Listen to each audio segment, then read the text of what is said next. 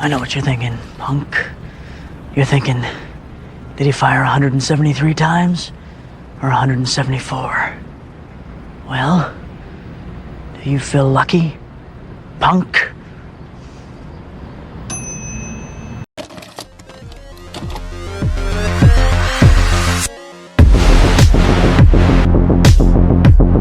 Junkies, welcome back to Twin Flicks, where we're here celebrating magic movies and physical media with you. So today we're going to kick off our trilogy 4K versus Blu-ray comparison of these three Clint Eastwood movies that were just delivered to me from Warner Brothers. So we have Dirty Harry, The Outlaw Josie Wells, Hell Rider, all on 4K UHD, and I am going to be comparing all three of these to the previously released Blu-rays. So let's kick it off with Dirty Harry.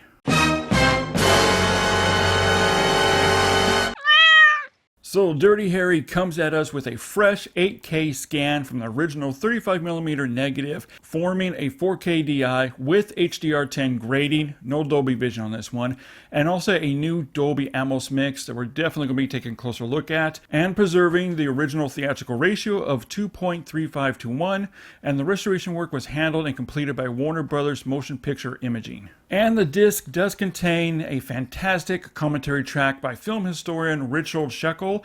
It also includes 5 different featurettes about the cinematography, the history of Dirty Harry, and also 2 documentaries. Both docs are about Clint Eastwood's career and his history in filmmaking. All of these special features are excellent, and if you're into filmmaking on any kind of level, you definitely want to check out all these special features included on this disc. Alright guys, it's time to get dirty with Harry as we take a closer look at the 4K UHD against the previous 2009 Blu-ray, and we'll also be taking a look at the grain field, especially on the 4K, but between the two formats, because there's been some concerns about the grain field. So let's get into it and compare the 4K to the 2009 Blu-ray.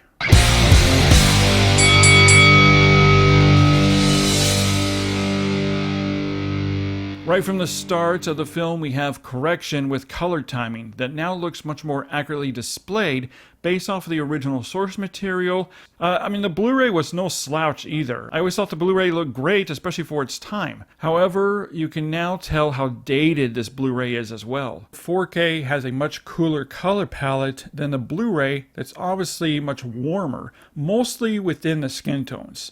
You can clearly see the differences here within the skin tones with Clint Eastwood that honestly I did like on the Blu-ray with the warmer skin tones. However, from doing research for this review, I did discover the original color design was for the film to carry a cooler look to it. And Warner Brothers did go off of the original color grading from the original source material and also notes from director Don Siegel. So while the 4K UHD does have a cooler palette, I do also think it is to its benefit. The Blu-ray, especially when I compare it to the 4K, I did notice many shots that look hot and overly saturated. The color grade on the 4K does look much more natural now and is also used to match more closely to the brooding atmosphere of the film. And the HDR grading isn't overly aggressive, but is used just enough, opening up the color gamut much wider, that carries more nuances to the different shades and tones, especially with the vibrant yellows, such as the ending with the bus, and also some various shades of blues, and also some really nice deeper reds. But also from browns, maroons, various shades of greens and beiges of the early 70s really come to life. The colors also look much more natural and cleaner than the Blu-ray. Overall, from start to finish, Dirty Harry's grading does look healthy and natural. That does help in showcasing the natural gritty look of Bruce Sturdis' cinematography. The black levels are a major improvement here on this UHD. The Blu-ray, as you can see, carried a lot of bright blacks and also some heavy crushing out of details in certain scenes. The HDR grading reproduces the black levels with top accuracy. We have those really nice, deep, inky, truer looking blacks and some strong shadow details drawing out more information within the image with clear visibility even under the darkest corners and areas of the film. The shadows and silhouettes look fantastic. That's deeper and looks more three-dimensional than the Blu-ray did, creating a very rich and truer cinematic experience. Now, one of the biggest issues with the Blu-ray were obvious edge enhancements that were used, blown out highlights that have been corrected, as well as a big lack of finer detail and texturing, and also some mishandling of the optically printed titles and transitions that look very unstable. The new 8K scan on this UHD has cleaned all this up. The sheer quality of the 4K image looks stunning overall, with more finer lines with a higher 21p resolution, with finer details that look impressive, from facial features, skin textures, pores, lines, hair, down to even beads of sweat and also blood and bruises on faces. It just looks a bit more realistic now.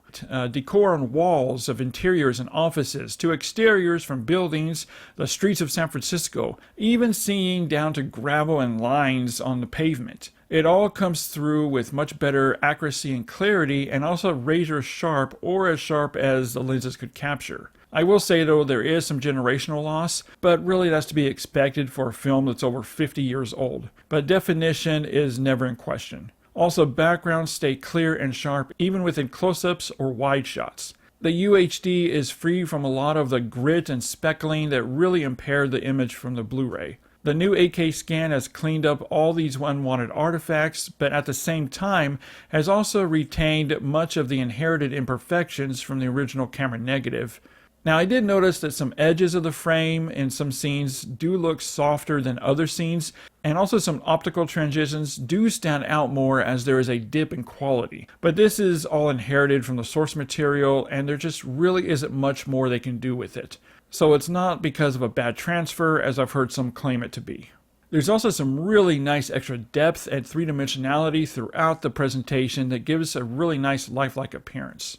The bitrate ranges from the mid-60s to the high 80s. I do wish it was higher, but it is what it is. Now we have to talk about the grain structure. It does look good for the most part, and is certainly much better resolved and tighter than the Blu-ray that was very inconsistent, from some very heavy, coarse, and swarming grain. As far as grain management is concerned, I did notice some areas that look like grain management was used. But it doesn't look waxy or smooth over at all. We don't have a Terminator 2 or True Lies situation here. But in the end, no one really knows how much grain was on the negative, or even exactly how the color grading was timed during its theatrical run.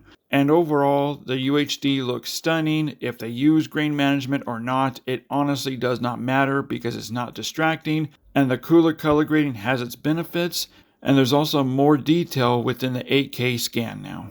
Alright, now let's dive into the audio presentation of this 4K UHD, and it does include a new Dolby Atmos mix and also the original 2.0 mix, but both tracks sound great. But I'm going to be focusing on this new Atmos track. And when I compare this Atmos mix to the 5.1 mix on the Blu-ray, I notice there's much more activity in the surrounds now, including being pushed into the height channels. The surrounds have much more presence and distinction than the old 5.1 track did on the Blu-ray. I will say though that one of the best parts of this Atmos track is Lalo Schifrin's iconic score that comes through much stronger and more balanced out with nice fidelity than it did on the old 5.1 track with the Blu-ray. There's also plenty of LFE activity on this Atmos track where sound effects from heavy gunplay to traffic sounds excellent, with some nice weight and heft to it from the bass that thumps the subwoofer. Dialogue is rendered clean and clear, very distinguishable. Dirty Harry on 4K UHD is a beautiful 4K presentation and is also a demo reference worthy disc. This is definitely a must-have or an upgrade from your previous Blu-ray release. But now head over to the comment section and let me know, when you look at the differences here between the two formats, the previously released Blu-ray and this new 4K UHD, which do you like better? Or do you see much difference at all? Head over to the comment section and let me know. As always, guys, thanks so much for hanging out with me for a few minutes here as we get down and dirty with Harry, with Dirty Harry on 4K UHD. Stay tuned for our next comparison with the Outlaw Josie Wells on 4K UHD. As always, guys, keep physical media alive, and we'll see you next time with our 4K versus Blu-ray comparison. Twin Flicks presents 4K versus Blu-ray comparisons.